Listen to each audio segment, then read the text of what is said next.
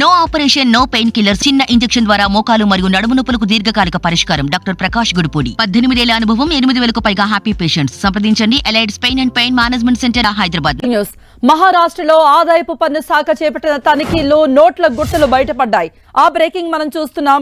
నాసిక్ లో సురానా జ్యువెలరీలో ఐటీ శాఖ జరిపిన ఆకస్మిక దాడుల్లో ఈ మొత్తం బయటపడింది. ఈ సోదాల్లో బయటపడ్డ నోట్ల కట్టలను చూసి అధికారులే కంగుతిన్నారు. 26 కోట్ల నగదుతో పాటు 90 కోట్ల విలువైన డాక్యుమెంట్లను అధికారులు గుర్తించారు. స్వాధీనం చేసుకున్న నగదు మొత్తాన్ని లెక్కించేందుకు అధికారులకు గంటల కొద్దీ సమయం పడుతూనే ఉంది. డబ్బులు కట్టలతో పాటు అక్రమార్జనకు సంబంధించిన డాక్యుమెంట్లు కూడా అధికారులు సీజ్ చేశారు. సోదాల పర్వం ఇంకా కొనసాగుతోంది.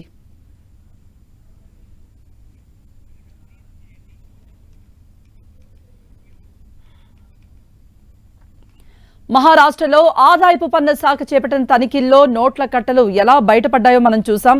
కొన్ని కోట్ల రూపాయలు బయటపడడంతో అధికారులు అవాక్కయ్యారు. వాటిని లెక్కించడానికే గంటల కొద్దీ సమయం పడుతోంది. వాటిని లెక్కించి ఒక బాక్సుల రూపంలో, ఒక బ్యాగ్స్ లో కూడా సర్దుతూ ఉన్నారు. ఇంకా కూడా వెలికి తీస్తూ ఉన్నారు. ఇంకా నోట్ల కట్టలు అది అక్కడ ఉన్నాయి, పేరుకుపోయాయి నోట్ల కట్టలు మొత్తం కూడా. వాటిని లెక్కించడానికే చాలా సమయం పడుతుంది అంటున్నారు అధికారులు. ఆదాయపు పన్ను శాఖ చేపట్టిన తనిఖీల్లో ఈ నోట్ల గుట్టలన్నీ బయటపడ్డాయి. నాసిక్ లో సురానా జ్యువెలరీలో ఐటీ శాఖ జరిపిన ఆకస్మిక దాడుల్లో ఈ సొమ్మంతా కూడా బయటపడింది. ఈ సోదాల్లో బయటపడ్డ నోట్ల కట్టలను చూసి అధికారులే షాక్ అవుతున్నారు. 26 కోట్ల నగదు, 90 కోట్ల విలువైన డాక్యుమెంట్లను అధికారులు ఇప్పటి వరకు గుర్తించారు. స్వాధీనం చేసుకున్న నగదు మొత్తాన్ని లెక్కించేందుకు యంత్రాలు కూడా మొరాయిస్తున్నాయి. అధికారులకు గంటల కొద్దీ సమయం పడుతోంది.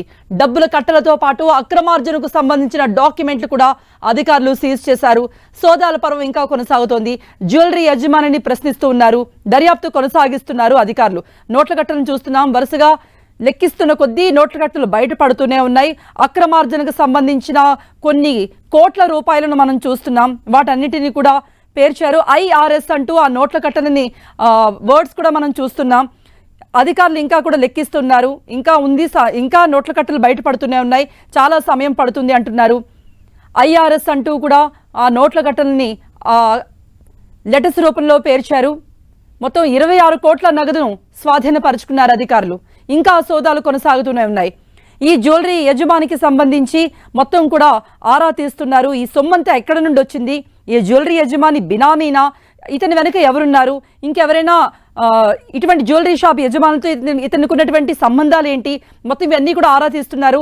తనిఖీలు కేవలం ఇక్కడ మాత్రమే జరిగే అవకాశం కాదు, మరికొన్ని చోట్ల కూడా తనిఖీలు ఏకకాలంలో జరిపే అవకాశాలు కూడా ఉన్నట్టుగా మనకు కనబడుతోంది.